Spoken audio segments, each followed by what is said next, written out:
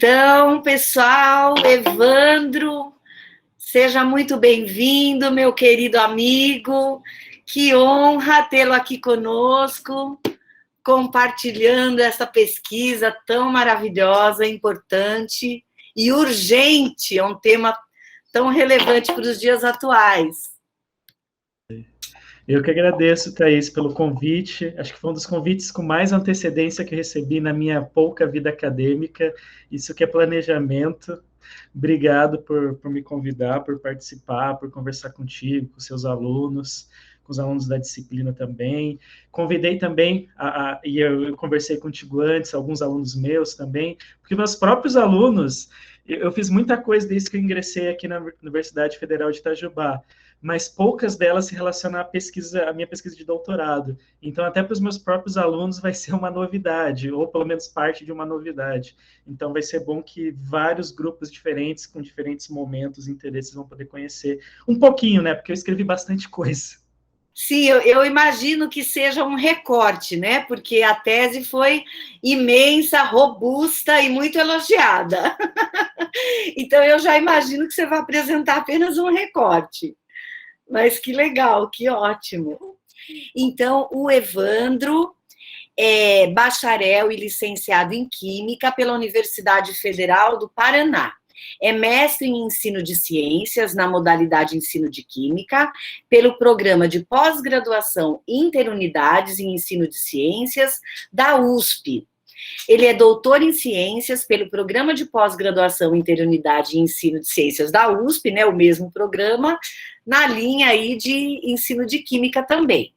Ele atua principalmente em História e Filosofia da Química, especialmente suas implicações e contribuições para a área de ensino de Química. Atualmente, ele é professor adjunto na Universidade Federal de Itajubá, no Instituto de Física e Química do campus Itajubá. Ele é coordenador do grupo de estudos em História, Filosofia e Ensino de Ciências e docente no programa de pós-graduação em Educação em Ciências da Universidade Federal de Itajubá. Bom, então é isso. Agora vou deixá-los com o Evandro. Fique à vontade, Evandro, para coordenar aí a apresentação. Pode deixar. Novamente agradecer, Thaís. Lembrei que, inclusive, que acho que uma das primeiras oportunidades que a gente conversou, eu fui sujeito de pesquisa da Thaís, uma galáxia muito distante, então lembrei também desse detalhe, então eu não posso esquecer disso. Escrevi umas abobrinhas lá para ela, eu não sei nem como ela ainda me convida, a partir do que eu escrevi naquele momento, quando eu estava lá no doutorado, na USP, mas fico feliz que não tenha desapontado ela continue a me chamar, a me convidar, e eu acredito que cada vez mais vamos ter mais parcerias. Essa pesquisa, como a Thaís já adiantou para vocês, ela é um recorte da minha pesquisa de doutorado. Eu escrevi bastante coisa e até interessante o convite da Thaís, porque semana passada eu apresentei com uma outra abordagem a minha pesquisa de doutorado aqui para o programa de pós-graduação em Educação e Ciências da Unifei, mas para mostrar o processo da pesquisa, as etapas que combinaram, que foram feitas, só que sem detalhar os itens, os assuntos que eu abordei ao longo de toda a tese. Aqui no grupo da Thaís e na disciplina, eu vou focar em questões que eu entendo que estão mais atreladas aos interesses, pelo menos eu entendo que é os interesses do grupo, da disciplina, que é focar mais na filosofia e na história da química, e, é claro, relacionando isso com o ensino de ciências, com o ensino de química. Então, é legal que eu pensei em duas apresentações bem diferentes, mas que tinham o mesmo objeto em comum. Depois, no fim da apresentação, e aí eu compartilhei com a Thaís, existem links de alguns produtos que foram obtidos por meio dessa pesquisa, a tese, é claro, mas também um artigo, para quem quiser conhecer com mais detalhes, com mais profundidade, e também conhecer outros aspectos que, eventualmente, eu não vou abordar aqui. E aí eu já aviso que quem tiver interesse para conhecer mais do assunto, da temática, tem meu e-mail aí, tem meus contatos, a Thaís tem o meu WhatsApp, pode também entrar por WhatsApp. Eu não sou muito adepto de formalismos, não precisa ser um e-mail formal, começando com prezado, estimado, não. Pode ser por WhatsApp. Oi, Evandro, tá mais que suficiente para a gente conversar. Mas aí, no fim, vai estar disponível para vocês esses links, só para ficar claro que vocês não precisam se preocupar em fazer as anotações, vai estar tudo disponível para vocês depois. Beleza? Então, vamos lá. O objetivo do trabalho de hoje, dessa pesquisa e desse recorte que eu vou fazer a vocês, é falar sobre o ensino da ética química através da história e filosofia da química. Então percebam que tem um viés muito forte para a química. A química aparece ali não por acaso, poderia ser ética na ciência ou história e filosofia da ciência, mas existem razões do nome já destacar a área que eu vou dirigir minhas contribuições. E para isso eu vou começar discutindo com vocês o porquê de ensinar ética química. Por que esse tema apareceu na minha vida de pesquisador? E aí eu vou apresentar algumas razões, algumas delas de natureza pessoal, que eu fui concebendo desde o fim da graduação, e aí já passando para o início da graduação, coisas que eu percebia, que eu notava e que foram me influenciando. E, é claro, além dessas questões pessoais, o contato com a literatura, com a pesquisa na área, para conhecer melhor esse campo de estudo. Então, é tanto uma justificativa minha, pessoal, que eu concebi ao longo da minha formação acadêmica, tanto com contribuições que a própria área de pesquisa, a literatura, me deram, digamos assim, direcionamentos, encaminhamentos para essa pesquisa. Mas, em primeiro lugar, isso era algo que eu já notava lá na minha graduação, e eu falo sempre isso para os meus alunos. Hoje, eu tenho aqui na Unifei, não é uma disciplina inteira, mas é parte de uma disciplina de prática de ensino, que eu falo sobre a história da ciência no ensino, as suas contribuições, apresento alguns casos históricos, os alunos têm que produzir um material didático para ensinar a história da ciência, enfim, é algo que os alunos aqui da instituição e que eu trabalho com eles têm a oportunidade de ter. Mas quando eu fui aluno de graduação, eu não tive nenhuma disciplina, seja obrigatória ou optativa, de história da ciência, que dirá história da química. Tudo que eu conheci sobre o campo foi de uma maneira, digamos assim, autodidata, de procurar materiais, você ia num congresso, num evento, tinha um livrinho lá de história da ciência, e era algo que não existia nada institucional a partir da minha formação. Eu me formei, a Thaís comentou, lá na Federal do Paraná, no curso de Química, em especial tanto o bacharelado quanto a licenciatura. O mais próximo que eu tive desse contato com esse tipo de discussão foi numa disciplina optativa de filosofia da ciência, introdução à filosofia da ciência, que a gente estudou os clássicos da filosofia da ciência, o Popper, o Kuhn, o Feyerabend, o Bachelard, e eu acho que mais algum autor que eu estou esquecendo o nome, mas os clássicos que vocês já conhecem e que são abordados lá naquele livro famoso, O que é a Ciência Final, do Chalmers. Mas, tirando isso, não tive contato muito com essas disciplinas de maneira institucional.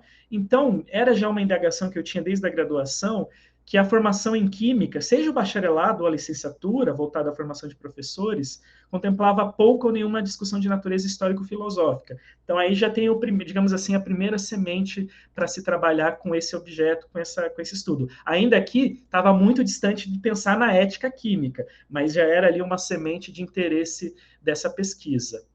A partir disso, eu fiz essa disciplina que eu comentei com vocês, de filosofia da ciência, mas quem já teve a oportunidade de ler esses autores clássicos da filosofia da ciência, vocês devem notar que quase todos eles tomam como referência a física, a história da física, as questões da física, para formular suas teses filosóficas, as suas reflexões sobre a ciência e sobre a natureza da ciência. Pouco ou quase nada era discutido a partir da química, da área química, pesquisa química, atividade química. Então, a partir dali, isso já no meu mestrado, eu comecei a ter contato com as discussões da filosofia da química, que é um campo de natureza, que é um ramo da filosofia da ciência, assim como tem a filosofia da física, a filosofia da biologia, com um pouco mais digamos assim, infância. A gente tem a filosofia da química, que em termos de congressos, revistas científicas, tem mais ou menos 30 anos de existência. É claro que existem autores, como por exemplo o Bachelard, que já lá desde o século XX já se debruçava em termos de discussões, reflexões, tomando a química como referência. Mas exceto esses casos excepcionais na filosofia, em geral, não era um campo contemplado nas discussões, e a filosofia da química, dentre diferentes motivos, tinha uma urgência de contemplar essas discussões que tomavam a química como referência, como base para a gente pensar questões simples sobre o que é química, o que o químico faz, será que o químico faz é exatamente o que o físico ou o biólogo faz? Se é diferente, o que é diferente? Só para ilustrar algumas questões que existem no âmbito da filosofia da química. Então, ali era um outro insight, promover a filosofia da química como uma disciplina e tentar avaliar quais seriam as contribuições desse campo para o ensino de química. Aqui eu estou falando da filosofia da química do filósofo mesmo, mas é claro, por eu ser educador, ser da área de ensino, sempre tentando estabelecer relações e buscar contribuições desses campos para a área de ensino. Eu sempre digo, eu não sou filósofo nem historiador, eu sou um educador que tem interesse na história e na filosofia. E aí isso traz certos vieses que um historiador ou um filósofo não necessariamente vão ter. Tudo bem? E aí, por fim, um outro objetivo, né, de se levar à questão da ética química, e percebam, ainda aqui eu não estou mencionando especificamente da ética química, mas são todos argumentos que foram articulados, foram mobilizados para entender melhor essa temática. Me incomodava que essas ausências, elas seriam importantes para formar a maneira de pensar tanto de bacharéis em química quanto de professores de química. Então, levar discussões dessa natureza, em especial da ética química, que eu vou falar mais daqui a pouco, seria uma maneira de mudar, transformar a maneira de pensar e, em especial, de agir dos futuros profissionais da química. E aí, quando eu falo para futuros profissionais, eu não estou pensando só nos professores, mas também, quando eu escrevi a minha pesquisa de doutorado, eu pensava também no químico, para que todos eles e elas tivessem essas discussões nas suas formações. Tudo bem? E aí eu já dou até um viés da minha pesquisa, que o meu foco vai ser muito no ensino superior, porque é um tópico, era um tema de discussão que basicamente não existia ainda no Brasil quando eu comecei ele. Hoje a gente já encontra um artigo, dissertações e teses, mas quando eu comecei a gente estava conversando com pouquíssimas autores aqui a nível de Brasil. Fora do Brasil já existia uma literatura, como eu comentei a vocês, de mais ou menos 30 anos e que tem aumentado bastante ano a ano, mas aqui no Brasil era algo ainda muito incipiente. Inclusive, foi uma motivação para se trabalhar com isso no doutorado. Tudo bem? Mas percebam, todas essas justificativas aqui, eu não estou falando necessariamente ainda da ética química. Vou falar mais agora mais sobre isso a partir de agora com vocês. Então, são argumentos mais gerais e eu vou refinar a partir de agora mais especificamente para a ética química. Mas antes de a gente falar da ética química, dos problemas que são oriundos ou são decorrentes da química e da atividade química, eu quero só levantar algumas questões importantes, que são discussões que já existiam antes da discussão da ética química e que devem ser estimuladas e ser incentivadas também. Então, o que eu estava propondo ali na época do doutorado era um complemento, era ampliar a abrangência desse tipo de discussão. Mas já existia, existe uma série de autores, tanto da filosofia, da história e da educação, que discutem as questões relacionadas à ética na atividade científica de uma maneira geral.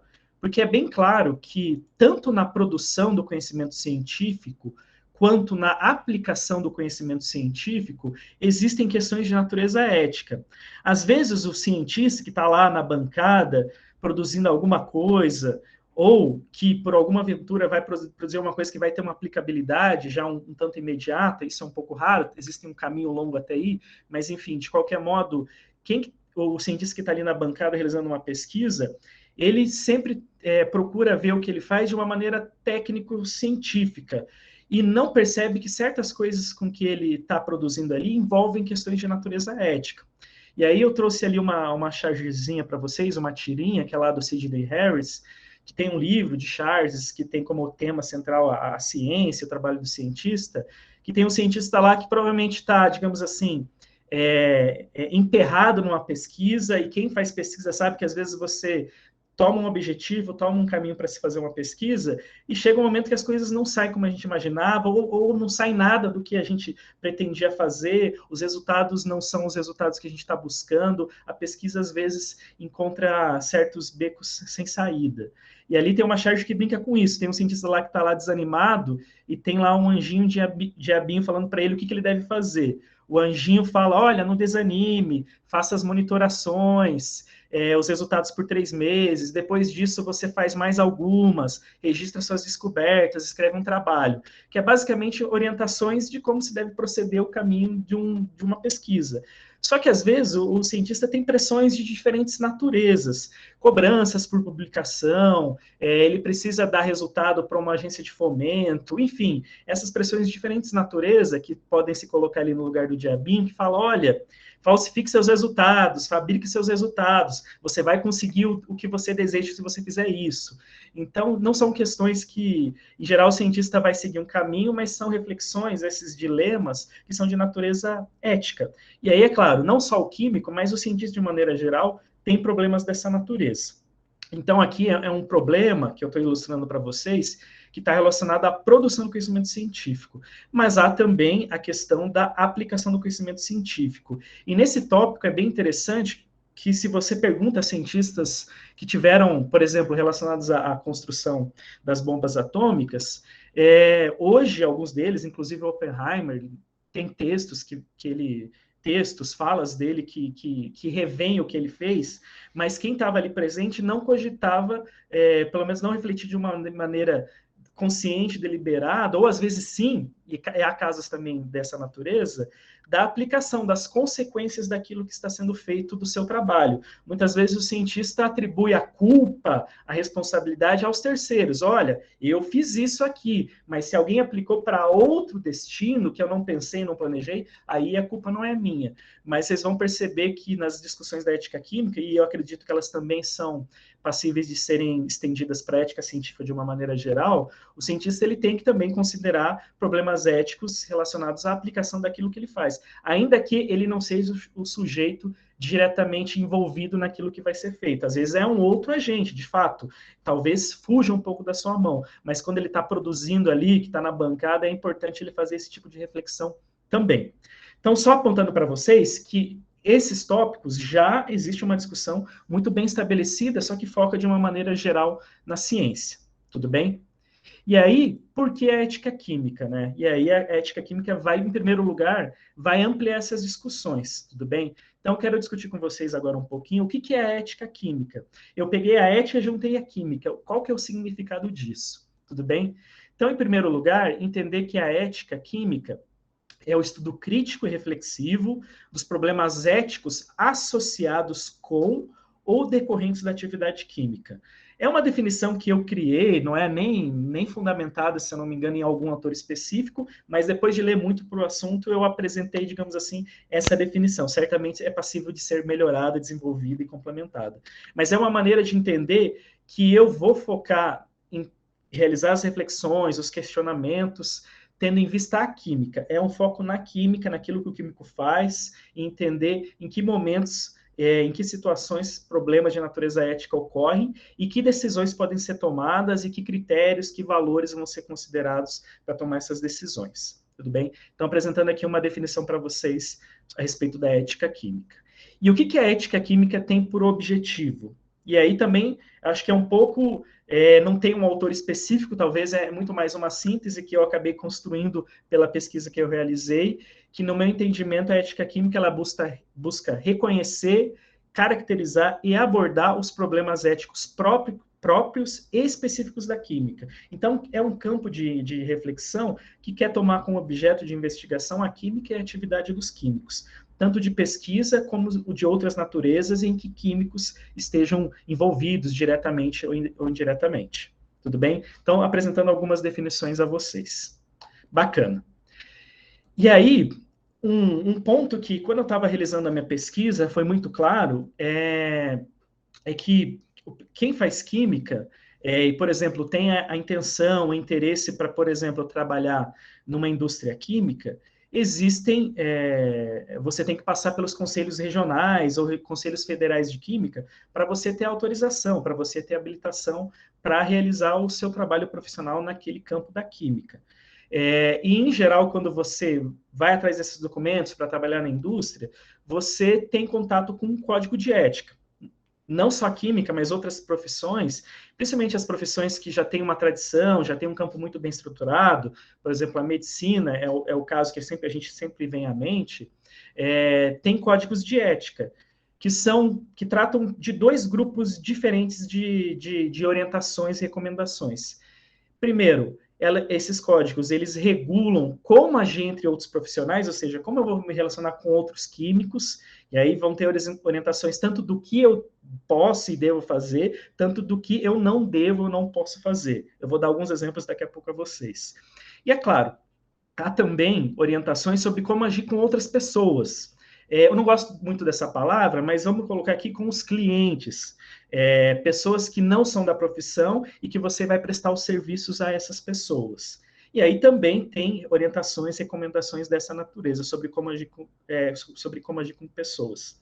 Vou colocar aqui alguns trechos que foram retirados do Código de Ética para atuação profissional em Química. E por exemplo, esse aqui em especial é lá do Conselho Federal de Química, mas os conselhos regionais também tomam ele como referência quando um químico quer tirar a sua autorização, a sua habilitação para exercer a sua atividade profissional.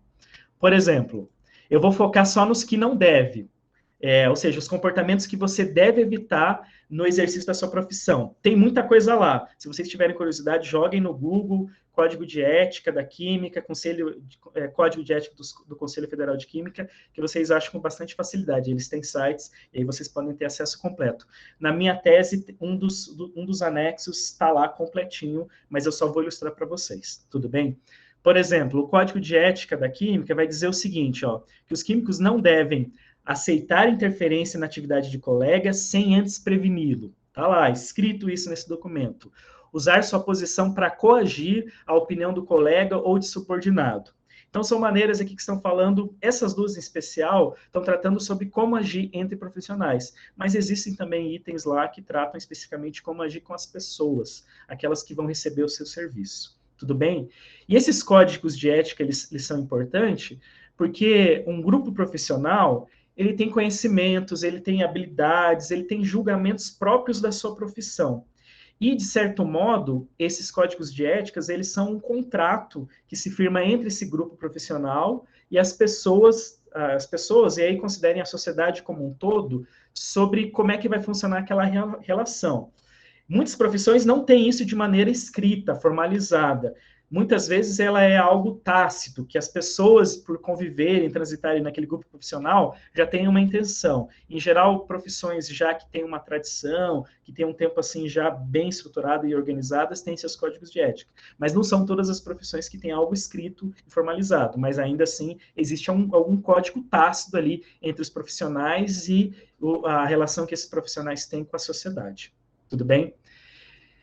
Esse foi um ponto que eu estou chamando de código de ética, porque várias questões que eu vou trazer com a ética química que não eram abordadas, não eram nem sequer consideradas nesses códigos de ética. Então, foi uma questão que me chamou a atenção. Tudo bem, tem a relação entre profissionais e relação com a sociedade, mas e outras questões que tangenciam ou que são diretamente relacionadas ao fazer daquele campo profissional? E eu vou falar daqui a pouco um ponto bem específico da química que nem sequer é cogitado, nem sei se deveria ser cogitado. Também não é um documento que eu acho que tem que contemplar tudo, não existe um documento perfeito, completo. Mas ainda assim me chamou a atenção que esse tipo de discussão não estava presente, e eu vou ilustrar daqui a pouco para ficar mais claro a vocês. Mas me foi claro, analisando esses documentos, que faltava alguma coisa ali. Tem mais coisas, tem mais problemas éticos, além dos que estão descritos ali. Não é só um manual de instruções que você lê e fala, vou seguir aqui. Problemas éticos são mais complexos, geralmente envolvem diferentes pessoas, agentes,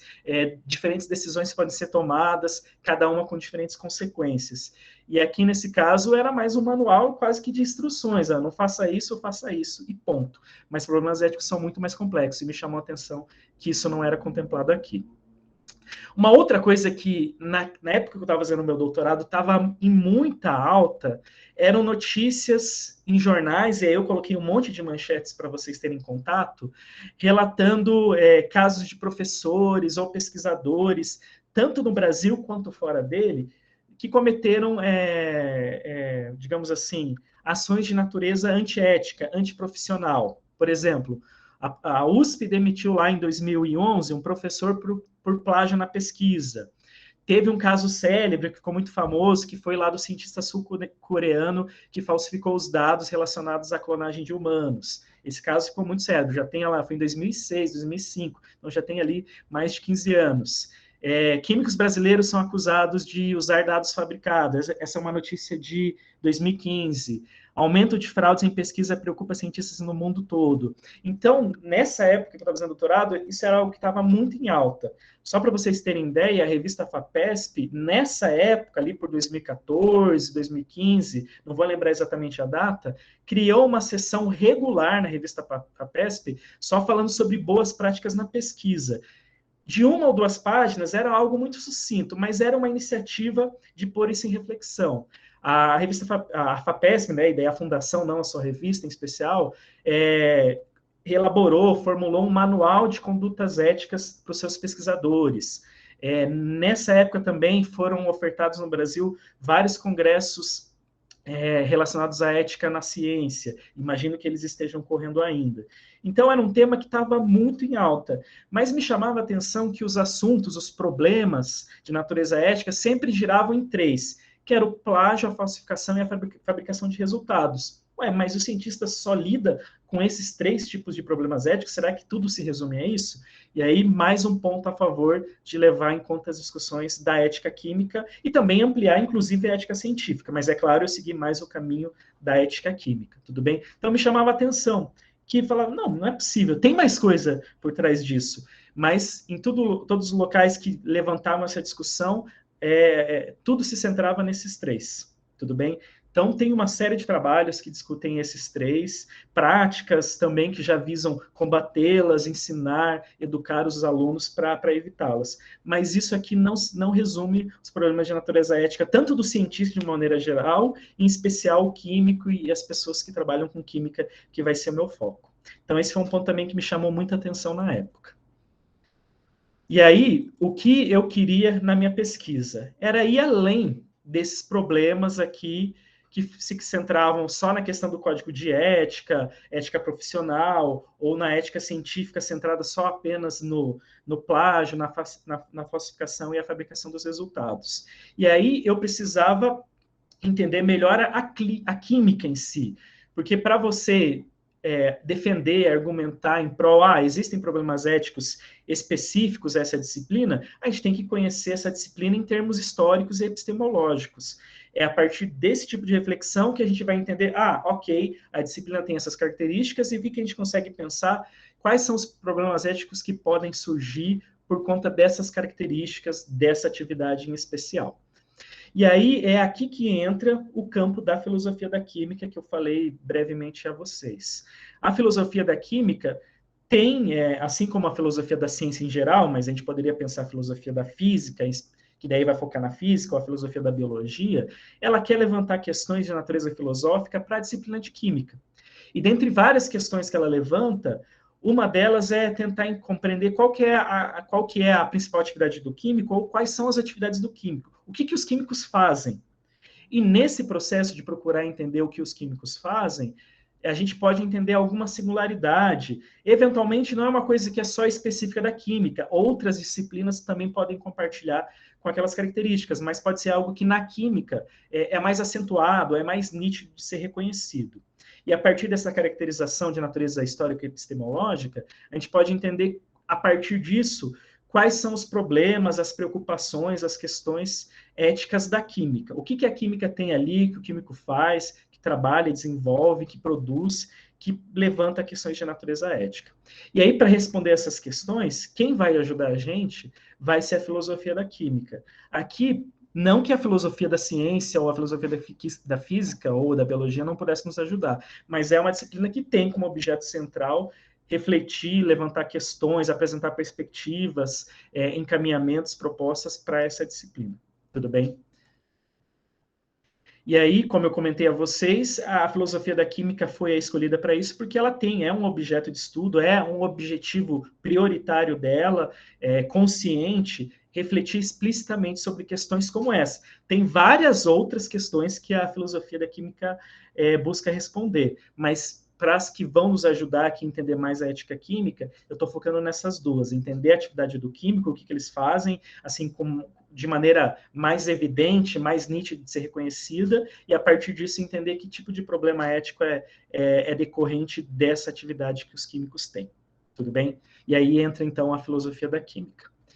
E para responder essas questões, alguns filósofos da química, nos últimos anos, foram mapeando, foram caracterizando a química. E um que vai ser bem interessante, importante para esse trabalho, é um que trata sobre a compreensão de que uma das coisas que os químicos mais fazem, ainda que não seja a única, eu sempre tenho que deixar claro que não é a única, porque químicos de outras áreas vão me xingar, falar, Evandro, os químicos não fazem só isso. Eu sei que não fazem só isso. É só um tópico de enfoque para compreender. Certamente para as outras atividades, talvez outros problemas éticos de outras naturezas possam emergir. Mas aqui, um dos primeiros momentos para caracterizar a atividade dos químicos, tomou esse caminho. Mas os químicos e as químicas que estão aí, saibam que eu sei que existem várias outras. Eu vou focar um em especial e vou levantar as questões éticas a partir desse tema central. Mas aí fica aberto para novas pesquisas para contemplarem outras coisas que não as que estão aqui.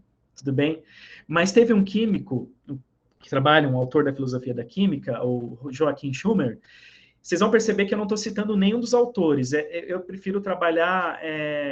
a minha apresentação é muito semelhante às minhas aulas. Então, eu prefiro prezar mais pelo didaticismo do que pelo academicismo, tudo bem? Mas na tese, no artigo, existem todas as referências lá para vocês consultarem e buscarem com mais detalhamento, tudo bem? Então, às vezes eu vou soltar um nome, como esse, o do Schumer, mas existem vários outros autores ali que me fundamentam, tá? Só para ficar claro, não é tudo da cabeça do Evandro, ao contrário. Tem vários autores que levam a esse trabalho, tudo bem? Só não vão ser mencionados aqui. Mas falando em especial desse trabalho, esse autor, ele procurou entender, ele analisou as produções em química de um dado período para compreender o que os químicos relatavam com mais frequência, o que eles falavam que estavam fazendo, o que eles argumentavam que estavam fazendo, o que eles estavam entregando ali para a comunidade química. E ele percebeu que uma das coisas que mais era relatada nesses artigos era a apresentação de que uma nova substância química estava sendo produzida. Em geral, os químicos, quando produzem uma nova substância, eles vão caracterizar, utilizando diferentes técnicas, avaliar suas propriedades físicas e químicas, fazer uma caracterização estrutural, para argumentar, olha, aqui a gente tem uma molécula, uma estrutura, uma substância, pensando no mundo macroscópico, que é nova, a gente não tem isso na natureza. Porque a gente tem uma série de substâncias ao nosso redor, mas boa parte do que os químicos produzem em seus laboratórios, elas não estão na natureza. A gente pegou coisas na natureza, que já existiam, ou às vezes produziu elas no laboratório, para chegar a essa coisa que não existia algo com a mesma identidade na natureza. Tudo bem? E aí ele percebeu, fazendo um levantamento, desde 1800 a 2000, que de 1800, em que se conheciam centenas de substâncias químicas, para o começo dos anos 2000, final do século XX, ele percebeu que houve um salto nesses 200 anos de centenas de substâncias para 19 milhões de substâncias. E desse número aqui, posso dizer a vocês que a maioria esmagadora eram substâncias que estavam sendo produzidas no laboratório que não existia uma espécie idêntica na natureza. Eram substâncias que tinham uma estrutura, propriedades específicas e próprias. Então, desse número aqui, não sei estimar a vocês qual que seria o número aqui de substâncias que já existem e quais que são novas. A gente teria que fazer um levantamento todo específico para isso. Mas posso garantir que esse número eram de novas substâncias químicas, substâncias que não existiam na natureza. E aí, eu vou falar daqui a pouco para vocês a respeito, existe uma seção, não sei se é o melhor nome, da Sociedade Americana de Química, que tem por objetivo registrar essas substâncias. Depois que passa por todo o processo de análise, caracterização, que você entende, aqui temos uma substância nova, você passa por um registro básico para a gente ficar claro o que a gente tem de novo. E aí, isso existe já há algumas décadas, esse sistema que eu vou falar mais a respeito para vocês. Mas lá, coletando os dados desse site, a gente percebeu que se lá, em 2000, ele tinha anotado 19 milhões de substâncias, nos anos seguintes, em 2005, esse número de substâncias registradas saltou para 25 milhões e em 2017, esse número saltou para 127 milhões de substâncias conhecidas, registradas, caracterizadas nesse órgão, que eu já vou falar mais para vocês, vou dar o nome, inclusive disponibilizar os sites para quem tiver curiosidade. Mas percebam que o gráfico que está ali, ele está em escala logarítmica. Ele está ali linear, mas na verdade a curva é muito mais acentuada de crescimento. É claro, esse gráfico em especial termina ali nos anos 2000. Então, se a gente continuasse em 2000 até 2017 ou 2022, a acentuação ali do crescimento seria ainda maior. Então, percebam, olha, é um número chocante, assim, toda vez que eu falo esses números, as pessoas ficam impressionadas. Mas eu aviso para vocês que também uma quantidade muito significativa disso não vai sair dos laboratórios de química. Elas são, muitas vezes, substâncias que são produzidas para produzir uma outra substância, que aí sim é a substância de interesse, e aí nesse processo você vai produzindo substâncias novas e elas ficam ali na escala do laboratório. A quantidade de substâncias que vai, por exemplo, ser produzido em larga escala, vai ter uma aplicabilidade econômica, comercial, vai ser, por exemplo, um fármaco, vai entrar numa indústria de produção de alguma coisa, vai ser muito menor do que isso. Então, esses números, pensem que são o que o químico fez, produziu, é o conhecimento novo que ele tem sobre aquilo, que fica registrado nos artigos científicos, nas dissertações e teses. Mas o que, de fato, vai ser produzido em larga escala é um número muito menor. Também não tem um valor aqui, que também mereceria uma pesquisa à parte do que, de fato, isso foi para a natureza. Mas eu garanto que é um número muito, muito inferior a esse. Isso aqui, digamos assim, é um número acadêmico, de que está registrado, está catalogado dessas substâncias, tudo bem? E aí, aproveitando para mostrar a vocês as fontes, né, desses números. Na American Chemical Society, na Sociedade Americana de Química, existe uma seção dessa sociedade que é o Chemical Abstract Service, o CAS, que é uma plataforma de registro de substâncias químicas. E aí percebam que quando eu entrei aqui para preparar a apresentação, para atualizar, já estava lá constando 193 milhões. Já o número atualizado. Eu falei para vocês que era em 2017 estava registrando 127, e ali quando a gente já saltou, recente, eu entrei no site essas semanas atrás para produzir essa apresentação, já indicava ali que tinham 193 milhões de substâncias orgânicas, inorgânicas, e aí ele especifica o que são, compostos de coordenação, minerais, misturas, polímeros, sais e muitas outras coisas, e que esse catálogo tem seu início lá desde de 1800, tudo bem? Então, existe esse site, é oficial, é algo regulado, está ali associado a uma sociedade científica, então não é um número que eu estou inventando, criando aqui. Tem tudo isso, eu imagino que quem produz substância precisa ali passar pelo CAS para registrar a substância que se produziu. Então, essa é a fonte daqueles números que eu estou trazendo a vocês para a gente entender. Tudo bem? Mas, dito isso, a gente tem que levar as questões. Tá, Evandro? Beleza. Então, você está me dizendo que a produção de novas substâncias químicas é uma das principais atividades dos químicos. Legal. Numericamente, não tem como discordar de ti. Mas, quais são os problemas éticos que surgem a partir dessa atividade? E aí eu vou organizar alguns blocos de questões que a gente pode levantar, mas a gente poderia levantar muitos outros. Eu só estou trazendo alguns aqui para ilustrar vocês. Por exemplo, um deles já se inicia antes de você começar a colocar seu pé no laboratório, quando você está fazendo o seu planejamento, o seu projeto de pesquisa, do que vai ser feito. Por que você vai produzir aquela substância e com aquelas propriedades que você imagina que vai ter? Ou seja, um problema ético que já surge uma questão para ser pensada pelo químico, qual que é a motivação da substância? Para que você vai utilizar isso? A gente pode colocar algumas questões. Para que a substância será utilizada? Aqui é uma questão que você pode responder de diferentes, pode dar várias respostas. Uma outra que a gente poderia colocar, para que você vai utilizar essa substância? É com interesse de pesquisa? Não, eu quero utilizar isso, se tudo der certo, depois de passar por todos os processos, eu quero que isso tenha aplicabilidade. Para cada um desses caminhos, vai ter uma resposta e vai ter alguma consequência de alguma natureza, seja para o químico, para a comunidade de químicos e para a sociedade. Tudo bem? Mas uma questão que a gente vai ter que ponderar quando a gente está realizando a análise da motivação é que eu coloquei uma chargezinha que é muito interessante. Em geral, quando você quer defender assim o seu peixe, você sempre vai destacar os benefícios daquilo que você quer entregar para a pessoa que ainda você não fez. Você destaca os benefícios. E um químico, quando está argumentando está querendo justificar por que aquela substância está sendo produzida, ele vai apresentar, não, porque essa substância futuramente pode ser utilizada como semicondutores, ela pode dar origem a um fármaco novo, vai tratar a doença, e aí vocês podem pensar em N situações. E o Schumer, quando fez o levantamento, ele percebia isso, que era recorrente argumentações dessa natureza. Mas é incomum ou menos frequente nessas discussões, nessas reflexões, pensar nos riscos daquilo que vai ser feito. Qual que é o risco daquilo que eu estou produzindo? Será que tem risco? Se tem, de qual natureza? Quais podem ser os possíveis impactos daquilo que eu estou produzindo? Então, a charge ali que está brincando com isso, a gente tem um monte de gente lá, um monte de cientista entrando só na fila dos benefícios. E nos riscos, ninguém ali está pondo em discussão. Então, é um momento ali de reflexão de natureza ética sobre esse problema. Para ilustrar um momento, mas vou mostrar outros momentos aqui para vocês. Tudo bem?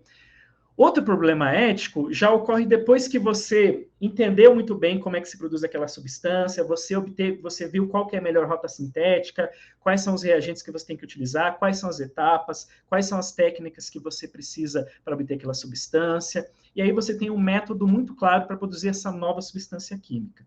Só que aí entra um novo problema ético, que diz respeito à disseminação desse método, porque depois você vai publicar um artigo, outras pessoas vão ter acesso àquela metodologia, vão poder produzir em seus laboratórios, ou, se for o caso de alguém que vai produzir para uma outra finalidade, que não de pesquisa ou acadêmica, aquilo vai estar disponível se você publica um artigo. Tudo bem, se for um artigo que é pago, limita o acesso às pessoas, mas se é uma revista de acesso aberto, todo mundo ali, inclusive pessoas que não são químicas, podem acessar ali aquela metodologia. Se elas vão conseguir fazer, é outros 500, mas ela vai estar disponível. E aqui a gente tem também questões de natureza ética que a gente tem que pensar. Para quem que a gente vai disponibilizar esse método sintético? Vai ser para o químico? Vai ser para uma pessoa que não era da área da química? Como é que ele vai entender aquilo? Como é que ele vai lidar com aquilo? Será que ele está pensando nas mesmas consequências que eu, nos mesmos riscos que eu? Será que ele está ciente disso? São questões que podem ser postas.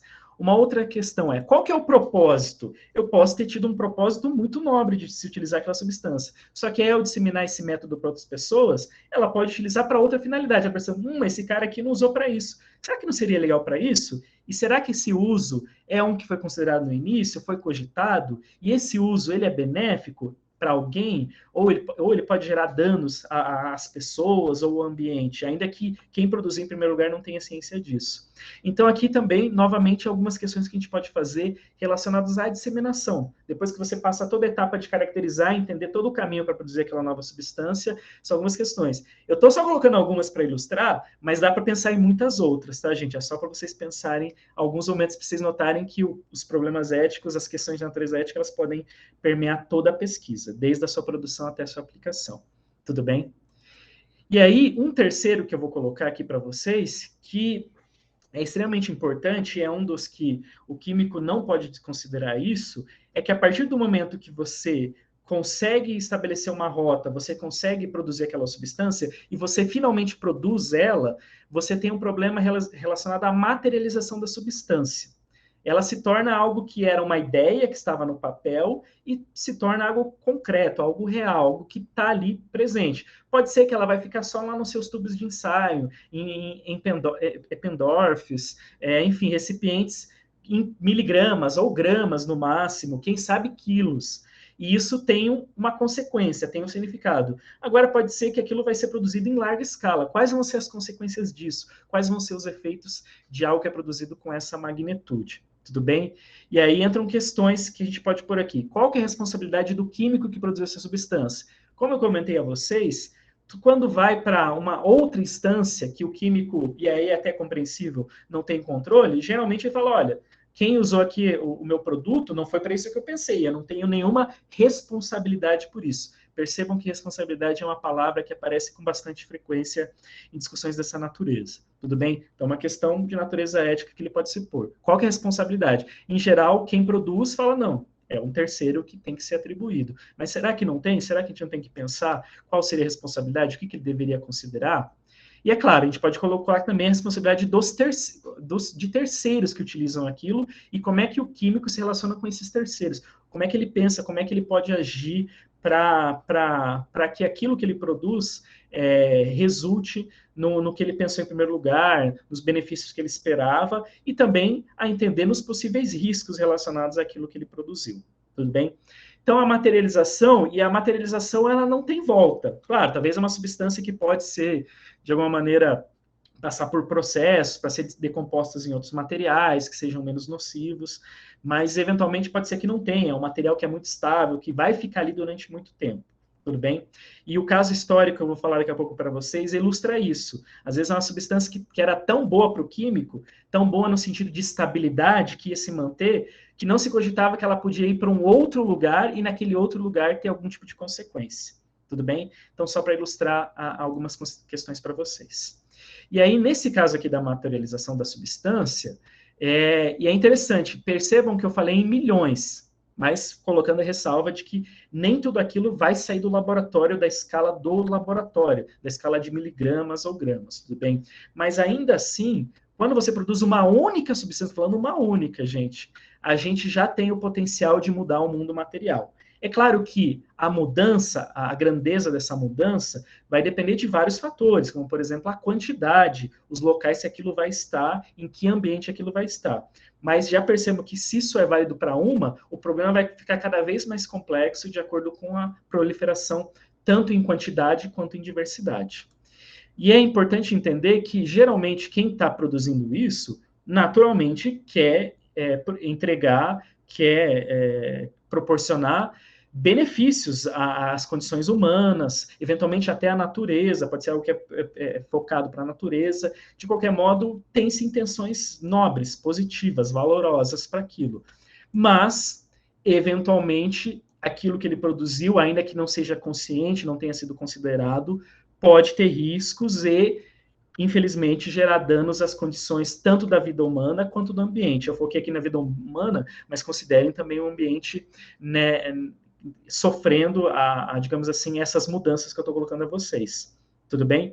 Então, esse é um pouco o cenário relacionado aos problemas éticos. E aqui, vou aproveitar para fazer, digamos assim, a metade da minha primeira fala. Até aqui eu queria argumentar com vocês sobre a importância da ética química, o que é isso e por que ela tem que ser discutida.